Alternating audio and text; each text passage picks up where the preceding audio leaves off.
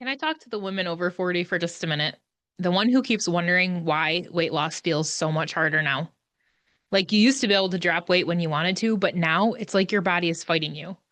You're tired and you're uncomfortable and you feel like you're doing everything right, everything everybody tells you to do, but it still feels like nothing is moving. And everybody seems to have an opinion. It's your hormones, or it's your metabolism, or it's because you're just getting older and that's what happens. And sure, maybe some of that plays a role. But I want to tell you what I think is actually going on because something hit me this week that I have not been able to stop thinking about. And I have a feeling that it might be the reason why this feels really hard. But first, if you're new here, welcome. My name is Nicole, and I am on a quest to lose 100 pounds. If you are not new here, welcome back. I'm so glad that you came back. So, I am doing an elimination diet right now. And to say the least, it's been a lot. It's structured, it's very specific what I can have, what I can't have. And it's also expensive because there's supplements involved. I am working with a naturopath and it's just there's a lot of expenses involved, but I've been trying to follow it the correct way. Like locking down, doing what she's telling me to do and trying to just trust the process. However, throughout this time, my body has been ramping up the very symptoms that I was trying to heal. And so the last few days, I've been kind of agonizing over whether or not I want to continue on with the plan or whether I want to alter it a little bit to see if my symptoms that are getting worse would lessen. But the problem is, every time that I would decide this, I would immediately go into different thoughts. Like my mind was offering up different thoughts, like, here you go again, you're breaking the rules. Or what if this is just part of the healing process and you just need to wait it out? Or you're going to screw it up again. Like, this is what she told you to do. You're doing this for a reason. And, you're just going to screw it up again. Um, or why do you always ask somebody to tell you what to do, but then when they tell you what to do, you immediately want to rebel against what they're saying? And if I'm being really honest, I don't feel rebellious about it this time at all. Normally, that's kind of my go-to is that I want somebody to tell me what to do, and then when they tell me what to do, I immediately like buck against the rules. But this time I was genuinely in it. I've done a lot of mindset work and I was genuinely in it. Like I was going into this to heal, um, but it just doesn't feel right. And like I said, my symptoms are worsening instead of getting better. And so, anyways, as much as I thought about making some adjustments to the elimination diet, I had all these thoughts coming up in my mind. And I just kind of felt increasing anxiety that I didn't want to break the rules yet again because that's my MO. But at the same time, I just I just felt in my gut that it needed to be tweaked a little bit. I don't necessarily need to just throw it in the trash. It just needs to be tweaked a little bit. And so I was telling somebody about this the other day, and they asked me the question, what did you do last time you lost weight? And I just kind of sat there and thought about it for a minute because I don't really have a clean answer to this question. Because the truth is, I've only actually lost weight twice in my life. The first time that I lost weight, I was 21. I'm not 21 anymore. My body is not the same. There has been a lot of life that has happened between 21 and where I am now. So, what I did then is not even an option for me to focus on for losing weight. And the second time is when my first husband passed away. And that wasn't discipline. That wasn't a plan. That wasn't me like being determined and motivated and chasing health. It was literally grief and shock. And I had zero appetite. I mean, I would eat a couple bites of something and feel stuffed full. So it was more survival than weight loss. It just happened to coincide. So it's definitely not a weight loss plan I want to go on again. So when somebody asks, what worked before or says just go back to what worked before, I'm kind of like the only thing that worked before was I was young. And the second time was trauma. And I don't want to go back to either one of those. But that's when it kind of clicked for me as I thought through that, like how different things had worked or different things that I've tried over the years. And there's really no reason physically why my body is hanging on to weight. And so I just kind of had an aha moment, or it just kind of clicked for me. And what I what I felt or discovered, or however you want to say it, is that basically for my entire adult life, I have been living for other people. Hmm. Sorry, got distracted. I've been living for other people, and I have people pleased my way all the way into my mid 40s. And I never have really stopped to ask myself, what do I like? Or what makes me happy? Or who am I outside of being somebody's mom or being somebody's wife or being somebody's nana? Like, who am I?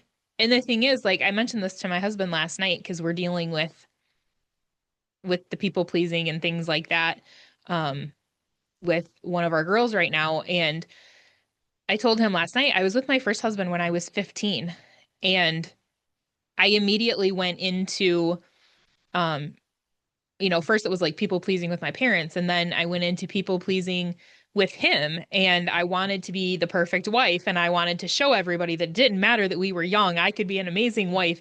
And then it went into being an amazing mom and um all these different things. And so I never really listened, I guess, to what the Lord was calling me to. And it's no fault of his or anybody else's. I think sometimes we just fall into those roles and we worry about everyone else, and we think that doing things that make us happy or finding things that we want to do in life makes us selfish. And that can also come from legalism, from strict religion. And I think a lot of that played a part in it. And I definitely am still a Christ follower. I'm very strong in my faith, but there is some things that I have carried with me into adulthood that I don't necessarily believe anymore. And so that's one of the things, is that we are all individuals and we all have a call on our life. And to totally give that up, like if that's what you're being called to do, if you're called to be home, if you're called to, take care of someone that needs you to help them take care of them, whatever that is, I'm not saying that that's wrong. And I'm not saying that, when you have little kids and things like that, that you're not going to sacrifice for a season and maybe you don't get to do the self-care things or whatever it is that you like to do. But I think sometimes we get stuck there. And that's kind of what happened to me. I was very young. I went from my parents' house. I moved in with my new husband when I was 18. And I mentioned this in the last video, but then once he passed away, within a year, I was married again. And so I was trying to figure out how to how to conform to him, how to be the best wife for him. And he actually has kind of pushed back on that a little bit and challenged me to kind of step into what things I want to do and to not hold me to always be doing what he wants to do. Like it's okay if I'm me and if I have different interests than he does, or um I just like to do different things or different hobbies or whatever that is. And so it's kind of opened my eyes a little bit that we can have a great marriage and a great friendship and we can do a whole bunch of stuff together, which we do. But that doesn't necessarily mean that I have to give up things that I like to do or that I'm feeling called to do. And so I was always trying to be like the good one or the easy one or the dependable one or the one that doesn't rock the boat. And that was a big thing because my first husband was in construction, and he would come home and tell me stories about these other guys that were basically talking about, like their old lady or their ball and chain or whatever. And I never wanted to be that wife. I never wanted to be the wife that he didn't want to come home to or that felt like I was a burden. And so that shaped a lot of how I acted as a wife. And then somewhere along the way, um, like through that process, I just kind of lost who God was calling me to be. And I say lost, but I'm not sure if I ever really knew who she was, who Nicole was as an individual until just recently. And so, if I'm being honest, I also believed for a long time that my worth was wrapped up in what my body looked like and in being productive and in making money and proving that I was doing life right, because I did everything opposite of what I was expected to do. I didn't go to college. I was engaged my senior year of high school. I got married as soon as I graduated. We started having babies within a year. we didn't have any money. There was, I mean, we weren't waiting until we had life laid out. Like that's what we wanted. We were extremely happy. We were poor, but we were extremely happy. But it was always like I had to prove that I didn't have to follow status quo, that I didn't have to follow what was expected of me, that I was going to walk out my own path. And so it was like I was always trying to prove that I knew what I was doing and that I was where I was supposed to be, and um, just constantly trying to prove that I was still worth it, even though I took a different path. And so it was like if I could get life to look a certain way, or if could succeed in a certain way, which was usually getting thin and making a ton of money, then I would finally feel like I was enough, like I was valuable, like I was worthy. And so I just constantly lived in this low grade stress. I was always trying, I was always performing, I was always hiding different parts of myself that I didn't think I should let people know about. I tend to be very opinionated. You don't have to agree with me. I think you deserve your opinion, but so do I. But I tended to back down because I didn't want people to see me as like too harsh or uncaring or not compassionate or all these different lies that I was believing. And so I was hiding that part of myself. And I was always worried about what people thought, like to the point of not doing some social things just because my brain would go crazy with what other people were thinking about me. And in reality, they probably weren't thinking anything, but I felt like they were. I felt like I was on a pedestal or like in the light, and everybody was criticizing and everybody was thinking these different thoughts about me that wasn't true. But still, that's what my brain offered up. I was just always worried about what people were thinking of me. And so another thing is I was always overthinking and letting my mind run crazy about what I thought people were thinking of me after a conversation. And I would just rehash it over and over and over. Like, why did I say that? I should have said this. I should have done something different. Did I talk too much? Did I not talk enough? And they thought I was rude or I wasn't interested. And I just let these loops run in my brain. Or another thing is when communication was lacking with somebody else. And so my mind would run away with, why aren't they talking? Why aren't they answering, this question? Is it something about the way I said it? One instance that this really sticks out to me is with my husband, because I had been with my first husband almost 17 years. And so I knew how to be his wife. And so when I got with my current husband, I wanted nothing more than to be the perfect wife for him. And so I would constantly ask him questions, and he was just kind of like, whatever, it doesn't really matter. Or if I got my hair cut or if I got a new shirt or whatever, and he didn't comment, then I'm like, does he like it? Does he not like it? Does he wish I didn't do that? Does he wish that this was different about me? Um, is he happy that he's with me? Should we have waited longer to get married? Like all of these different things that my brain would just absolutely run away with. It was ridiculous, but it also kept me in a constant state of stress. Like I would say something to him and he'd be like, I'm not even thinking that. I'm like, but you need to tell me that, because if you don't tell me that you like my shirt, my brain goes off the rails and I'm thinking he hates it. He thinks I look fat in it. He wishes I wouldn't wear it, like whatever it is. I'm like, you literally can just say, "Hey, I like your shirt." So we constantly would like go back and forth about this because I was letting my mind just run away with me. But then um I I'm like I said, I'm 45 now, and for some reason, my body has just gone crazy. And I think I have the reason, like what started this and what triggered all of the symptoms I've been having. I've been having symptoms for a long time, but they just haven't been as loud until just the last several months, since probably around October. Um, they kind of started ramping up probably within the last year, but then they got really loud in October. And I guess I'm just kind of I guess I was just kind of shocked that it's gotten to this, like that my body has kind of started waving the white flag. But then when I go back and think about all of the stress that I've carried for since I was 20 years old, probably longer, it's no wonder that my gut is messed up. It's no wonder that my body has been holding on to weight. It's no wonder that my nervous system is shot. It's no wonder that weight loss feels really hard right now. And I don't think that it's just about calories. I've cut calories back. I've ate clean. I have done all of these things, and yet I still can't let go of the weight. But I kind of believe now that it's not about that stuff, and it's not about the hormones, and it's not about just metabolism. It's decades of carrying stress. And I know that stress affects us. I know that it affects cortisol. I know that it affects sleep. And because of all of that, your body doesn't feel safe to let go of the weight.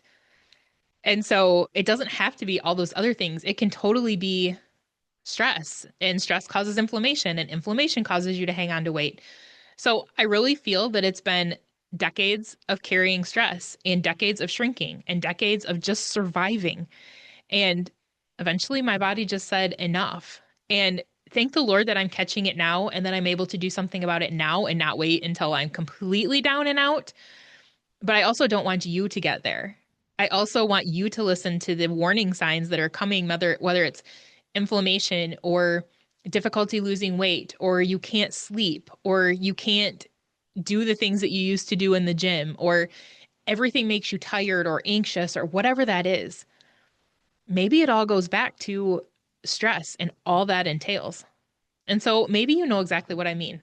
Maybe you have spent years taking care of everyone else, of holding it together, of doing what you're supposed to do, what society tells you to do, what your family expects you to do, whatever that looks like for you. Maybe you just hide behind the smile or telling everyone that you're fine. And then at night, when you're alone with your thoughts, the kitchen is the easiest place to feel something or to numb something or to just shut down your thoughts. And then you tell yourself, I'll start over tomorrow. I'll do better Monday. I just need to get it together. I just need to focus in and I just need to be disciplined and I just need to like get hard on myself. But what if the problem is that you don't need a better plan and you don't need to lock in and you don't need to, go all crazy with your hair on fire and like do it this time. I'm doing it this time. What if the problem is that you haven't been living a life that is fully yours? That's what's been happening with me right now. So yeah, I'm doing this elimination diet and I'm following it, but I also started adding a couple things back in because I'm paying attention and I'm listening to my body and noticing what makes me feel good. And honestly, sometimes it's going to break the rules of this elimination diet. And these rules are the ones that I paid someone else to give me.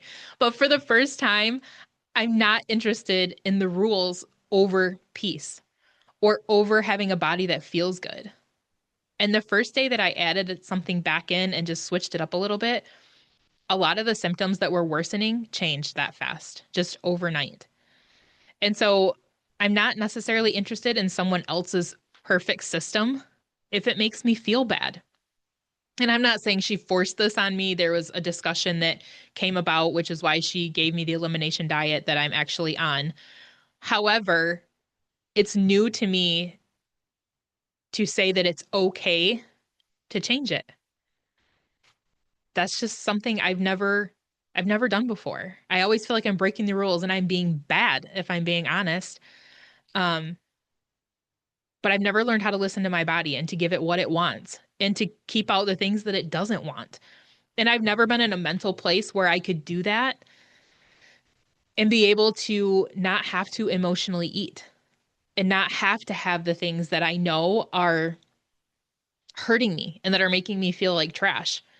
I mean, sometimes I know they're going to make me feel like trash and I wanted to eat them anyways. And I did eat them anyways. And I always felt like they had control over me. But doing all the work that I've been doing on the mental side of it has helped immensely with that. That's the only reason I could even start this elimination diet. And now that I'm tweaking it and doing some things, like I'm not falling off the rails. That's normally what I would do is just completely go off the rails and go back to the way I was and say, I don't want to feel like this. I'm not doing this anymore. But I just feel very steady. I don't feel like I have to do that this time. And I'm learning how to trust myself. The nudges that I have, the gut feelings that have always been there that I've pushed away because I didn't think that I knew enough. I didn't think I knew my own body. I was always looking for somebody else to tell me what to do and how to do it. And I've begged God over and over and over and over to heal my body and to take these food addictions away from me and to help me want to eat healthy and to do all these things. And it felt like he wasn't moving. But I realized that he was actually guiding me the whole time. That's what those gut feelings were that I was pushing away because I was sure that somebody else's system or fix or tip or whatever it is was better for me, that they would know better than I would about what my body needs. And that's just not true. But it's so new for me to think about it in that way.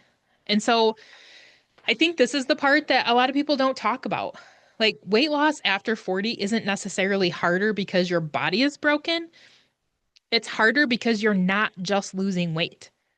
You're unlearning, you're healing, you're untangling decades of lies. You're finally asking, who am I really? What do I actually need? What is God inviting me into? How does this fit into my life? How does this fit into boundaries? How does this fit into what I've always done to make other people happy? Like how do I do what I know God's calling me to regardless of what other people think? You're coming out of hiding, and that is deeper work than any meal plan. And I really don't think that God doesn't care about our health. Like, I really think he does care about our health, but I don't think that he's up there grading us on our food. Like, one of my mentors always says, they're not going to meet you at the pearly gates and ask you why you had fried chicken and a cookie. Like food is not a moral thing. I think he more importantly wants us to be free and whole and at peace and to live like daughters and not performers. But some of us have been performing for so long that our bodies just finally have to get our attention. So if weight loss feels harder to you right now, I want you to consider something. Maybe it's not because you're failing. Maybe it's because your body has been carrying more than just weight. Maybe it's been carrying stress. Maybe it's been carrying fear, pressure. Maybe you've been people pleasing. Maybe you have something you feel shame about. Or maybe it's just living in silence because you're afraid of what other people are going to think. Or um, you think that you can't share because people are going to judge you, or whatever that is. So I just want to tell you that your body probably isn't broken, but it might be tired of living in survival mode. And maybe this season isn't about more rules. Maybe it's about truth and about healing and about finding your true identity and learning how to finally have your own back and listen to those nudges and listen to that gut feeling. Listening to those things and walking them out and trusting that if you're going the wrong direction, the Lord will redirect you back to where he wants you to be and what's best for you. If this hit a little too hard, I want you to know that you are not alone. And that's exactly why I started 100 Pounds Down. It's not a diet group. We are not seeking perfection, and it's not polished. It's real women just walking this out together, getting healthy, telling the truth. That is a huge one because it's so easy to get sucked into lies and to let them rule our thoughts and our thoughts into actions and all of that. So telling the truth and then learning follow through and consistency because it's not a complete overhaul. It's just consistently doing a little bit better that finally will get you to the end that you're seeking, to the weight loss or um, whatever that end goal is for you. Maybe it's health or, maybe it's healing something, whatever that is. Just learning to follow through and to not quit and to be consistent in the little things and to celebrate the little wins. All of those things are so important. And you don't have to do it alone anymore. It's definitely easier to do it when you're surrounded with like-minded women and being around someone who is not scared to call you out or to see what you can't see. Sometimes we're so close to our problems that we can't see them. And sometimes those around us, they love us too much to tell us the hard things. I know in my life that's been very prevalent. Um, I do have a couple people in my life that will call me on my crap, but sometimes people just they want to be nice and they want to be friendly and they want to kind of paddle you in your misery, for lack of a better term. It's hard to find those people that will help you see the things that are actually going to help you change. And so I just think doing it in a community is so, so important.